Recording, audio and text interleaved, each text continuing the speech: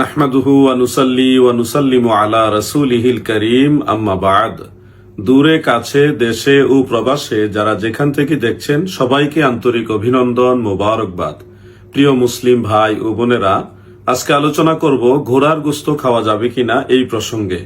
সাধারণত রাসূল করিম সাল্লাল্লাহু আলাইহি ওয়াসাল্লাম ঘোড়ার গোশত খেতে নিষেধ করেছেন। যেমন সিহা সিত্তার অন্যতম কিতাব সুনান ইবনে মাজা শরীফের 3198 নম্বর হাদিসে উল্লেখ, সুনানু নাসাই শরীফের 4331 নম্বর হাদিসে উল্লেখ, মুসনাদু আহমদের 16817 নম্বর হাদিসে উল্লেখ, সুনানু আবি দাউদের মধ্যে 3790 নম্বর হাদিসের মধ্যে এই হাদিসটি উল্লেখ রয়েছে। এছাড়াও আরো বহু কিতাবে হাদিসটি মুহাদ্দিসিনে কেরামগণ সংকলন করেছেন।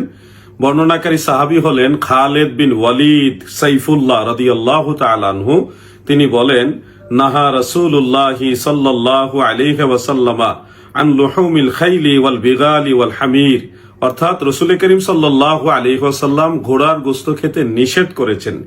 এই হাদিসের সনদের মান সম্পর্কে হাম্বলি এবং শাফি মাযহাবের মুহাদ্দিসদের আপত্তির খণ্ডন করে হাফিজুল হাদিস ইমাম তুর্কুমানি রহমাতুল্লাহ আলাইহি তদীয় জওহারুন নকি সেই কিতাবের মধ্যে এবং শারিহুল বুখারী ইমাম বদরুদ্দিন আইনি রহমাতুল্লাহ আলাইহি তদীয় উমদাতুল কারি ওই কিতাবের মধ্যে বলেছেন, ইসনাদুহু জাইয়্যিদ, এই হাদিসের সনদ অতি উত্তম, শক্তিশালী সনদ, অর্থাৎ আল্লাহর হাবিব ঘোড়ার গোশত খেতে নিষেধ করেছেন। অনুরূপ আরেকটি হাদিস হাফিজুল হাদিস ইমাম নুরউদ্দিন হাইসামি রহমাতুল্লাহ আলাইহির লেখা কাশফুল আস্তার আন জাওয়াইদিল বাজ্জার সেই কিতাবের 2857 নম্বর হাদিসের মধ্যে উল্লেখ করেছেন। হযরতে জাবের রাদিয়াল্লাহু তাআলা আনহু তিনি বর্ণনা করেন, আন্না নবিয়্য সাল্লাল্লাহু আলাইহি ওয়াসাল্লাম নাহা আন লুহুমিল খুমুরিল আহলিয়া ওয়াল খাইল ওয়াল বিগাল, অর্থাৎ আল্লাহর রাসূল সাল্লাল্লাহু আলাইহি ওয়াসাল্লাম ঘোড়ার গোশত খেতে নিষেধ করেছেন। এটাও আমরা এখানে পেলাম। ঠিক অনুরূপ হাদিস বর্ণনা করেছেন বিখ্যাত সাহাবী হযরতে মিকদাম ইবনে মাআদি রাদিয়াল্লাহু আনহু থেকে। এজন্যই রইসুল মুফাসসিরিন এবং সাহাবীদের মধ্যে যিনি মুফতি ছিলেন তিনি ঘোড়ার গোশত খাওয়াকে মাকরু বলে ফতোয়া দিয়েছেন, যেটা তাফসীরে দুররে মানসুরের মধ্যে ৫ম খণ্ডের ১১২ পৃষ্ঠায় হাফেজ জালালউদ্দিন সুয়ুতী রাহমাতুল্লাহ আলাইহি কোট করেছেন এইভাবে, আন ইবনে আব্বাস রাদিয়াল্লাহু তাআলা আনহুমা আন্নাহু কানা ইয়াকরাহু লুহুমাল খাইল ইলা আখিরিল ইবারাত, অর্থাৎ হযরত ইবনে আব্বাস রাদিয়াল্লাহু তাআলা আনহুমা তিনি ঘোড়ার গোশতকে মাকরু বলে ফতোয়া দিয়েছেন। প্রিয় দর্শক, আপনাদের আরেকটা বিষয় জানা উচিত যে ঘোড়ার গোশত খাওয়ার পক্ষেও কয়েকটি হাদিস শরীফ রয়েছে, যেমন সহিহ বুখারী ও মুসলিমের মধ্যে অন্যান্য গ্রন্থের মধ্যে উল্লেখ, হযরতে জাবের রাদিয়াল্লাহু তাআলা আনহু তিনি বলেছেন, ওয়া আজিনা ফি লুহুমিল খাইল, অর্থাৎ আল্লাহর হাবিব রাসূল করিম সাল্লাল্লাহু আলাইহি সাল্লাম ঘোড়ার গোশত খাওয়ার অনুমতি দিয়েছেন।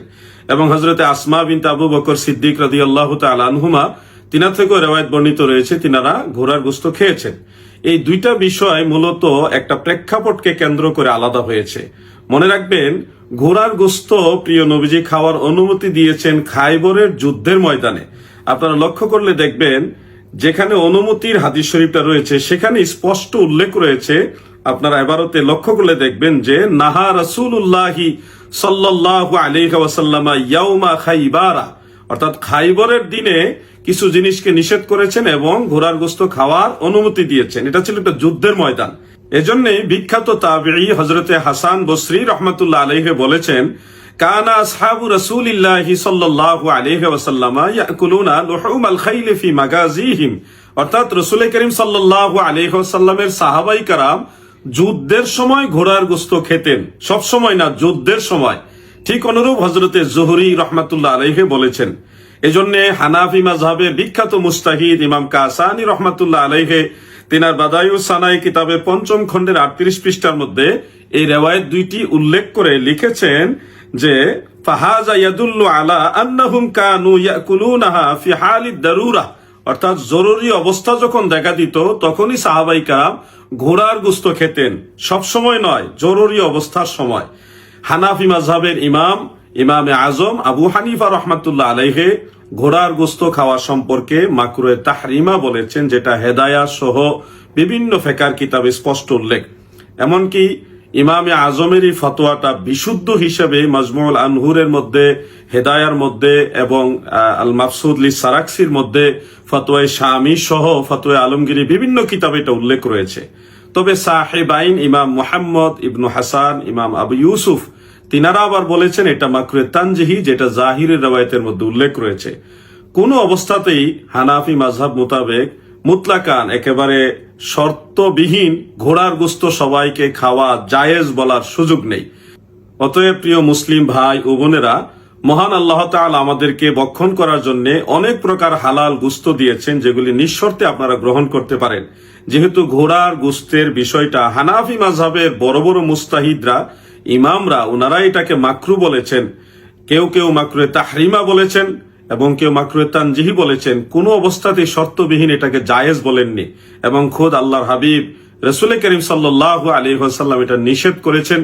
সাহাবাই কারাম যুদ্ধের ময়দানে কিংবা জরুরতে সেটা ভক্ষণ করতেন, কিন্তু সব সময়ের জন্য এটা বৈধ বলা যাবে না। মহান আল্লাহ তাআলা আমাদেরকে হালাল জিন্দেগি গঠন করার তৌফিক দান করুন, আমিন। আসসালামু আলাইকুম ওয়া রাহমাতুল্লাহি ওয়া বারাকাতুহু।